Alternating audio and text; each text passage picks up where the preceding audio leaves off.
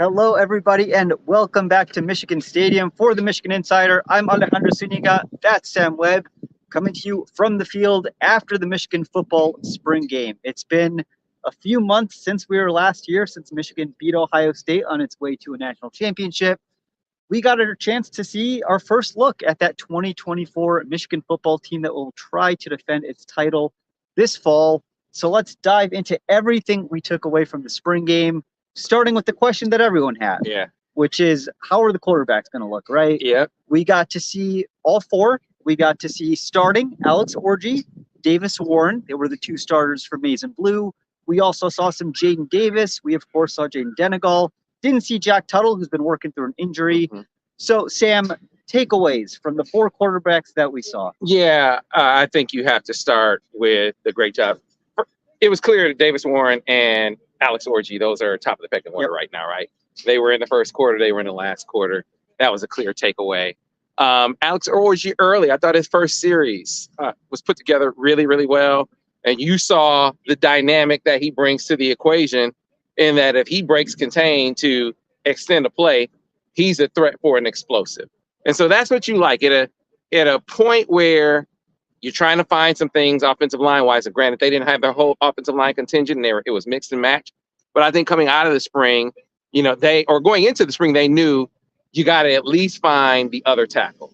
If you believe that Miles Hinton is one, Josh Preeb comes in from Northwestern. He's going to probably be the other guard, one of the guards. Greg Crippen is looking like the center. And then Giovanni Ohadi is there. So you got to find another tackle. And you're having a competition between Andrew Gentry and Jeff Percy. Could be one of those guys.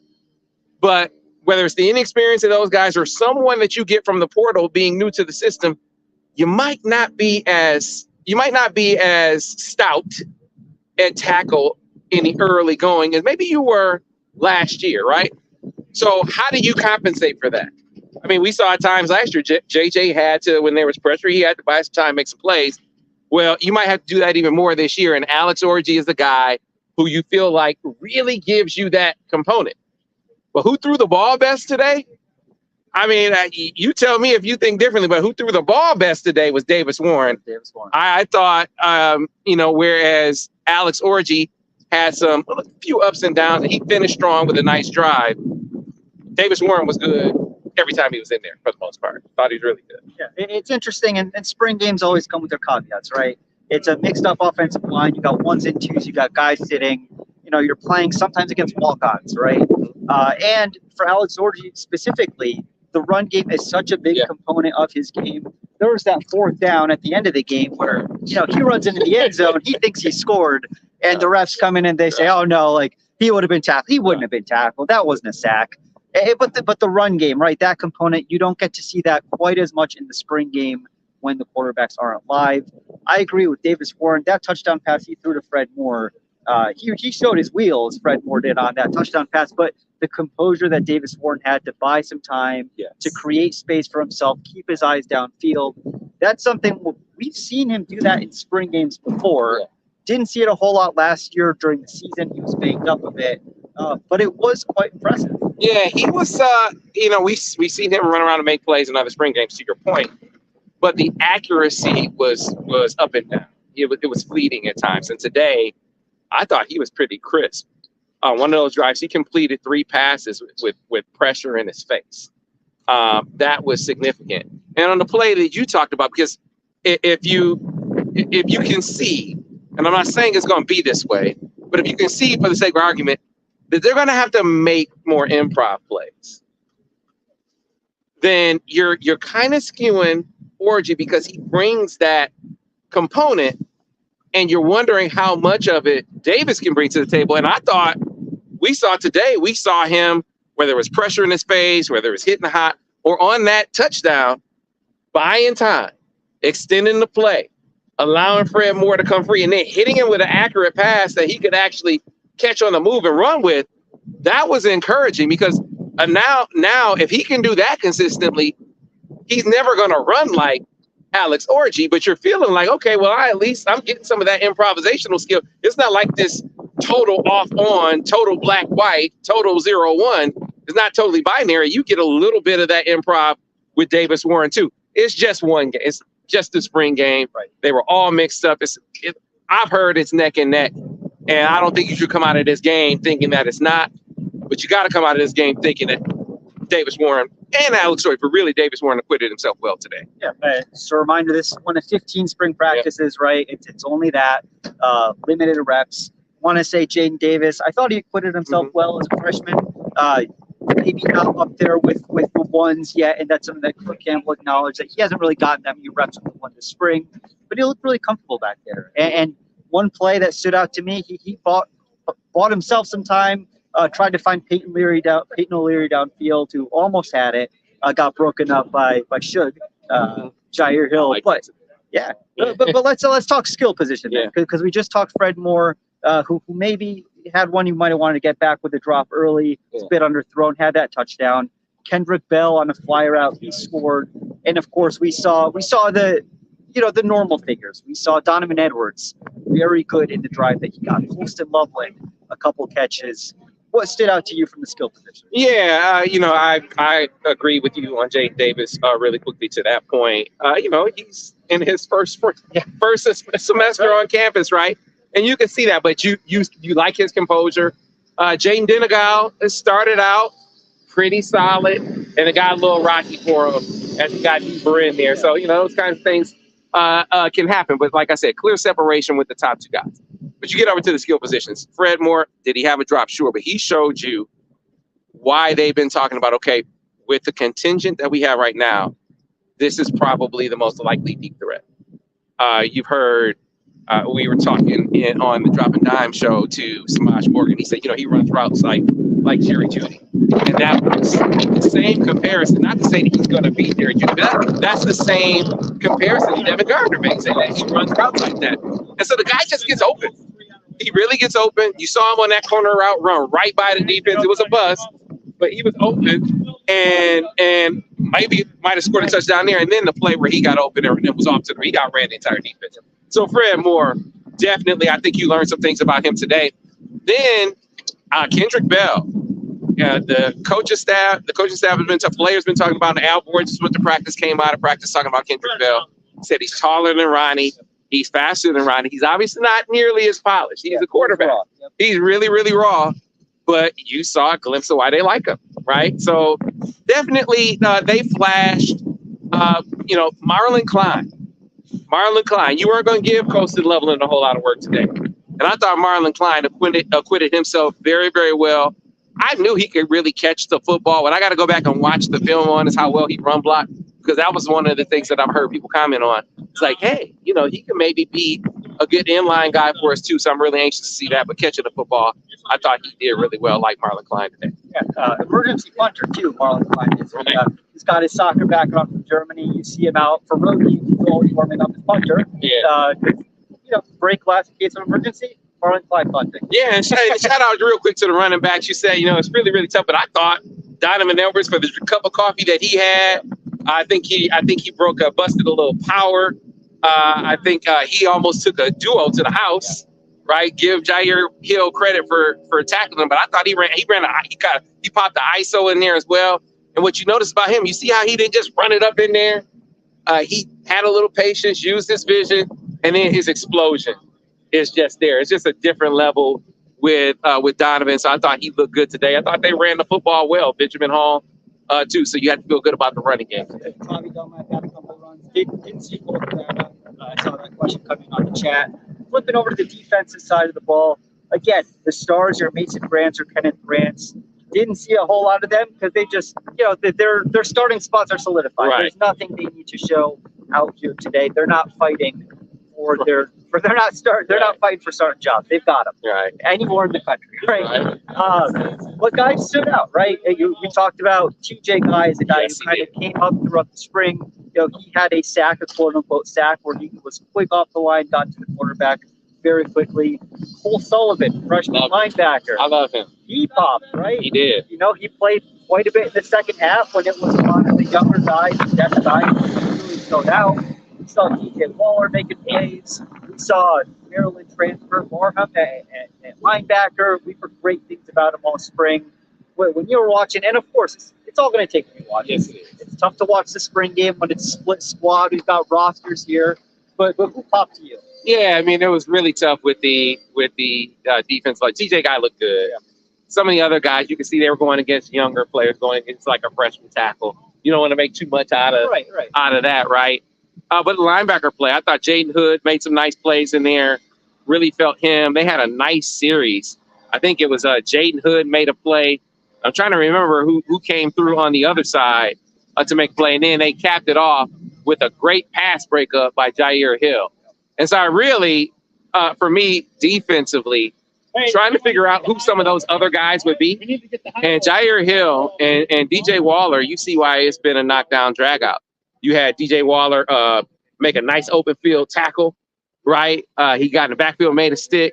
And Jair Hill, from his speed to his ball skills, I thought both of those things were on display. And that's going to be a battle that I think wages into in the fall camp. Heard Zeke Berry's name called in there. He was all over the field. Yeah, he was all over the field. And just like he was in high school. I went out to the Bay to watch him play in high school. And the dude played safety, he played linebacker, and they had him lining up at edge. And then on offense, he played running back. He's just a flat-out football player. And so you see some of that element coming out of him in this game where, you know what? Or in this spring where they say, you know what, we're going to play you at safety. And then they put him up to nickel. And you talk to some of the players in the bench, like, man, he might be the best nickel. So he gives you some versatility because he can stick his nose in there in the box. He can cover as well. He's a cerebral player. And I think he's really been responding to Lamar Morgan. I think that connection is burgeoning. And I think it's going to really give Michigan a piece of the puzzle. Still just the spring. We got to go back and watch. But those are some of the guys that really, really popped to me today. And then just more broadly, we got a chance to talk to Alex Orji after the game. He really talked about the quarterback room. And he talked about how Davis Warren has been here for, 4 years, 5 years. And he said he's seen over the course of that 4 or 5 years, the quarterback room get better and better and better as far as the relationships, the connectedness in there. And I think that's a big deal for these guys who are all competing, but trying to find a way and working to help each other be better. I think that's a really tangible thing that's going on right now that shouldn't be overlooked. Yeah. One thing I could talk to Kirk Campbell after the game too. Kirk Campbell said Davis Warren, he's been around long enough that he knows the offense Davis does as well as Kirk does. Mm-hmm. And certainly talking to Alex Orji, you talked about how cerebral of a player he is. That definitely, we don't get a chance to talk to him all the time. They don't bring him out for interviews a lot. Definitely got that across in his interview today. One thing that did stand out from Kirk Campbell, he did confirm Michigan is going to be looking for receivers in the portal. No big secret. You look up and down the depth chart, there just aren't that many names there. Well, that's something they've got to look for. Yeah, they need numbers, but they need size. Yep. They need guys who are 6'2", 6'3". Because look, Fred Moore can absolutely ball. Tyler Morris made a play. There was a counter with a run control on it. He hits Tyler out in the open field. There was one he had across the middle where he made some plays, made some guys miss. So you got that guy. You got that guy that can make plays in traffic. Got that guy who can make plays in space. I think for smaller guys, they're good contested catch guys. But think about it. You are talking about, relatively speaking, inexperienced quarterbacks. And Devin hammers this point home all the time. He says, look, when you step out on the field and the bullets are flying, the targets look smaller. So he said, just to have a bigger guy, it says nothing about the ability of the guys that are in the room.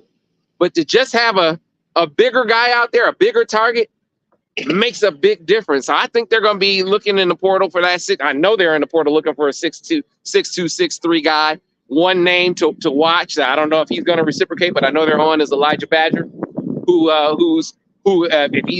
think he's hitting the portal. I expect that to be a guy that Michigan is on for sure. So I think Alabama. I heard Alabama's on. Everybody's going to be on that guy, but he's a profile. Yeah. He's the profile of what they'll be looking for to grab out of there. And then one more broad observation about defense that I don't know that you can necessarily take and extrapolate, but man, the pressure that they put down, that Wink Martindale brought, and the man-to-man they played behind it was a whole lot, man. So I don't know if they're I don't know if that's going to be the MO during the season, where they just bring the heat and play man-to-man behind us a lot. But certainly we saw a lot of that in the game today. And when you got inexperienced quarterbacks, right, that live fire test. That was a live fire test. Yes, it was. Spring game, the whole day, the whole weekend really was a celebration of what's coming for Michigan football, what's the present of Michigan football, and what just happened, right? Yeah. We saw Jim Harbaugh was in town today. He spoke to the team. They had their ring ceremony. They got their 4 rings from an undefeated national championship, Big Ten winning, Rose Bowl winning season. Jim Harbaugh got his 15-0 tattoo. They lived up to his word there. And then even here at the Big House, right, we had Blake Corum was here. Chris Jenkins was here. Mikey Sainristil was here. Dusty May was here. It was a celebration of all that's exciting about Michigan athletics right now. So, Sam, any just last thoughts about the day that was, as the long off season is about to begin, but exciting times ahead? You know, it's to me, what you wanted to see over the course of the spring, and I imagine they saw this inside. You want to see progress on the offensive. You know what you pretty much have defensively. There's some positions you got to work out. Safety depth has been is going to be tested. You got to find the corner opposite Will. I think there you can see them maybe look to the portal to help fortify those ranks. Backup linebacker, I think they're going to try to fortify those ranks. Backup defensive tackle, I think they're going to try to fortify that. But you pretty much know what you have defensively. You wanted to see what you're going to have on that offensive line. That's still a work in progress. And quarterbacks. Do you see enough progress at the quarterback position to justify the decision to not look in the portal for another guy? And I think that they've seen enough. And Sharon was around when, you got to, JJ didn't have any limitations. Sometimes you have a quarterback who has some, right? And so I think in 21, they did a good job of masking deficiencies, of complimenting the quarterback in a way that can overcome limitations, right? Don't ask him to do things that he can't. Or, if you got limitations throwing down the field against zone, don't ask him to do that. Maybe you lean on the running. Maybe you aren't so quarterback dependent. Maybe you aren't calling a lot of RPOs. You certainly aren't doing QB runs.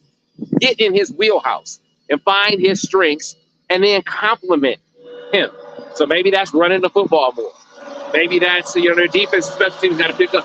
I think that they are seeing ways where even with inexperienced quarterbacks, if it's Alex Orji, probably going to be leaning heavier into your QB run elements of your game. Probably more your moving pocket plays, right?